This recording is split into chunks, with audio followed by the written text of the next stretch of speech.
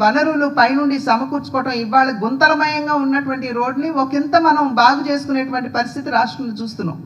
ఇది ఎందుకంటే కేంద్రం ఇచ్చినటువంటి సహకారం. పంచాయతీరాజ్కి 4800 కోట్లు కేంద్రం ఇచ్చింది. అది కాకుండా ఇంకొక 7200 కోట్లు ట్యాక్స్ డెవల్యూషన్లో ఇచ్చింది. ఇవాళ చంద్రబాబు గారు ముఖ్యమంత్రిగా వెళ్ళి మా రాష్ట్రం ఇంత ఇబ్బందులు ఉంది, మాకు ఇది కావాలి అని అడిగిన వెంటనే అర్థం చేసుకుని సహాయం చేయడానికి ఇవాళ కేంద్ర ప్రభుత్వం సన్నద్ధంగా ముందుకు వస్తున్నటువంటి పరిస్థితి మనం చూస్తున్నాం. నిన్న మనం ఒక కార్యక్రమం చూసాం. చంద్రబాబు గారు నిన్న P4 కార్యక్రమం ముఖ్యమంత్రి గారు ప్రారంభించారు. ఆ కార్యక్రమం యొక్క ఆలోచన లక్ష్యం ఏమిటంటే పేదరిక నిర్మూలన. భారతీయ జనతా పార్టీ పేదరిక నిర్మూలనకి కట్టుబడి ఉన్నది. నరేంద్ర మోడీ గారు ఏవైతే కార్యక్రమాలు ప్రవేశపెట్టారో, ఇప్పుడు 80 కోట్ల మందికి వాళ్ళ దేశంలో ఉచితంగానే బియ్యం పంపిణీ చేస్తున్నటువంటి పరిస్థితి కావచ్చు, లేదా కరోనా సందర్భంలో మహిళల ఖాతాలోకి 500 రూపాయలు వేయడం కావచ్చు. అదేవిధంగా ఎంఎస్ఎంఈస్, ఇవాళ ఎంఎస్ఎంఈస్ 12 కోట్లు ఉంటే దాని మీద ఆధారపడి జీవించేటువంటి వారు ఇంకొక 5-6 కోట్ల మంది ఉంటారు. ఎంఎస్ఎంఈలకు ఇచ్చేటువంటి సహకారం కావచ్చు. అదేవిధంగా టాప్ 5 కంట్రీస్, మొన్న చంద్రబాబు గారు ఏమన్నారు, చాలా ఉన్నత స్థాయిలో ఉన్నటువంటి వారందరూ కూడా కింద పేదరికంలో ఉన్నటువంటి వారికి చేయూతను అందివ్వాలి అనేటువంటి లక్ష్యం ఈ కార్యక్రమం వెనుక ఉన్నది అని చెప్పి వారు చెప్పారు. నరేంద్ర మోడీ గారు అంతకుముందు ఏమని చెప్పారు, టాప్ 500 కంపెనీస్ ఏవైతే ఉన్నాయో దేశంలో, అంటే అత్యున్నత స్థాయిలో ఉన్నటువంటి 500 టాప్ కంపెనీలు ఏవైతే ఉన్నాయో వారు కింద ఉన్నటువంటి నిరుద్యోగ బిడ్డలు ఎవరైతే ఉన్నారో 1 కోటి మందికి ఉపాధి అవకాశాలు కల్పించాలి. ప్రభుత్వం ఉపాధి అవకాశాలు కల్పిస్తున్నటువంటి సందర్భంలో ప్రభుత్వం 5,000 రూపాయలు ఆనరేరియం ప్రతి నెల ఆ బిడ్డలకి ఇస్తుంది.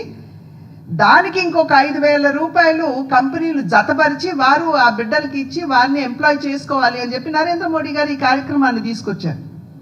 అంటే పైన టాప్ 500 కంపెనీస్ అని నరేంద్ర మోడీ గారు ఏవైతే అన్నారో, అదేవిధంగా ఇక్కడ కింద చంద్రబాబు గారు మరి రాష్ట్రంలో ఉన్నటువంటి ధనికులు వారందరూ కూడా కింద ఉన్నటువంటి బిడ్డలకి చేయూతనివ్వాలి అని చెప్పి వారిచ్చినటువంటి పిలుపు కనుక ఈ రెండు, పైన కేంద్ర ప్రభుత్వం కావచ్చు, కింద రాష్ట్ర ప్రభుత్వంగా సమాంతరంగా ఏదైతే కేంద్ర ప్రభుత్వ ఆలోచన, నేను ఇందాక చెప్పాను మోడీ గారు టాప్ 500 కంపెనీస్ అన్నారు, ఇక్కడ చంద్రబాబు గారు టాప్ ధనికులు అని చెప్పి వారు చెప్పడం జరిగింది.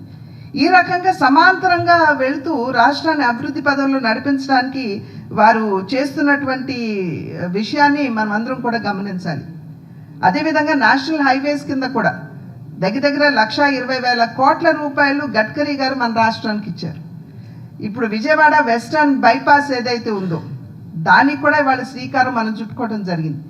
ఇవన్నీ కార్యక్రమాలు జరుగుతున్నటువంటి సందర్భంలో ఖచ్చితంగా ప్రజలు గమనిస్తూ భారతీయ జనతా పార్టీని, నరేంద్ర మోడీ గారి నాయకత్వాన్ని ఆశీర్వదించడానికి సన్నద్ధంగా ఉన్నారు అని చెప్పి మేము విశ్వసిస్తూ, కింద ఇవాళ 3 పార్టీలు కూడా మంచి ఈ కూటమి చక్కటి సమన్వయంతో ముందుకు వెళ్తుంది కనుక ప్రజలు కూడా హర్షిస్తున్నారు ఇవాళ. ఆ సందర్భంలో పార్టీ ఏదైతే ఉందో పార్టీ పరంగా మేమేం చేసుకోవాలి, పార్టీ పరంగా మా కార్యకర్తలు ఏ విధంగా చురుకుగా ఉండాలి అనేటువంటి విషయాల మీద దృష్టి పెడుతూ ఇవాళ జిల్లాధ్యక్షులందరితోటి కూడా ఒక సమావేశం ఏర్పాటు చేసుకోవడం జరిగింది. ఇవన్నీ కూడా చర్చించుకుని పార్టీని బలోపేతం చేసుకుంటూ ముందుకు వెళ్ళడానికి మేమందరం కూడా సన్నద్ధమవుతున్నాం. నమస్కారం.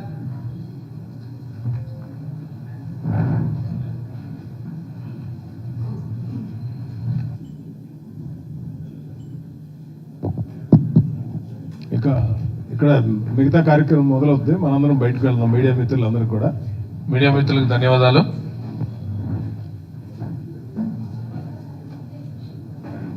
రాష్ట్ర ప్రధాన కార్యదర్శులకు కూడా ధన్యవాదాలు.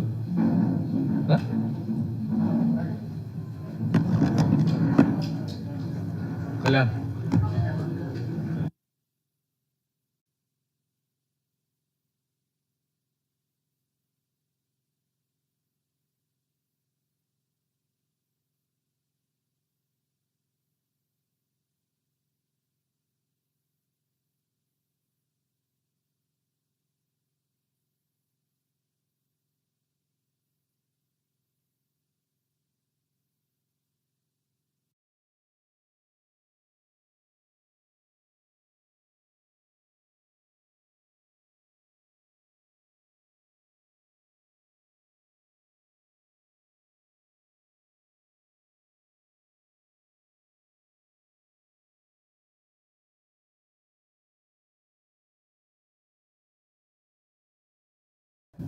ఇప్పుడు విజయవాడ వెస్టర్న్ బైపాస్ ఏదైతే ఉందో దానికి కూడా ఇవాళ శ్రీకారం మనం చుట్టుకోవడం జరిగింది.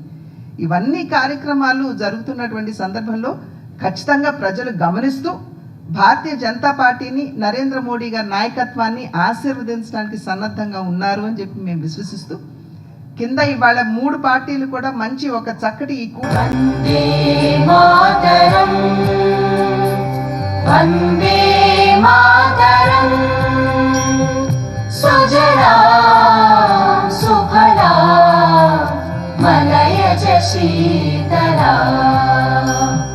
సస్య శ్యామలా మాతరం వందే మాతరం శుభ్రజ్యోత్స్నా పులకితయామినీ పుల్లకుసుమిత ద్రుమదల శోభినీ సుహాసినీ సుమధుర భాషిణీ సుఖదాం వరదాం మాతరం వందే మాతరం వందే మాతరం. జై.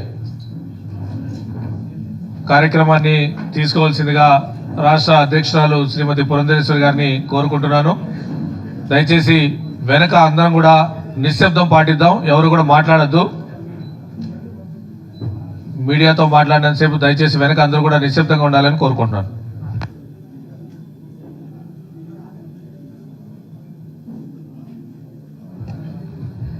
సోదర సోదరి మనందరికీ ముందుగా నా నమస్కారాలు నేను తెలియజేస్తున్నాను. అదేవిధంగా మీడియా సోదరులకి ప్రతి ఒక్కరికి నా హృదయపూర్వక నమస్కారాలు. ఈరోజు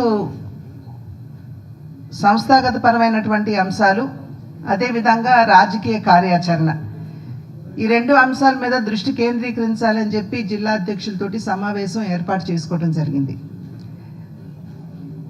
ఆది నుండి కూడా అంటే ఎన్నికలు అయిన నాటి నుండి కూడా ఈ 2 విషయాలు సమాంతరంగా ఈ 2 విషయాలు నడవాలి అనేటువంటి ఆలోచనతోటి ఎప్పటికప్పుడు రాజకీయ కోణం నుండి కార్యాచరణ, అదేవిధంగా సంస్థాగతంగా ఏ విధంగా పార్టీని బలోపేతం చేసుకుంటూ ముందుకు వెళ్ళాలి అనేటువంటి విషయాల మీద పార్టీ దృష్టి పెడుతూనే వస్తుంది. ఎప్పటికప్పుడు మేము సమావేశాలు ఏర్పాటు చేసుకోవడం జరుగుతూనే ఉంది. అయితే సాధారణంగా కింద బూతుల్లో ఇంచుమించు ఒక 6-7 కార్యక్రమాలు అనివార్యంగా బూత్ స్థాయిలో ప్రతి సంవత్సరం జరగవలసినటువంటి ఆవశ్యకత ఉన్నటువంటి సందర్భంలో జిల్లా అధ్యక్షులందరితోటి కూడా మరి ఒక్కసారి ఈ విషయాలన్నీ కూడా చర్చించి ఈ కార్యక్రమాలు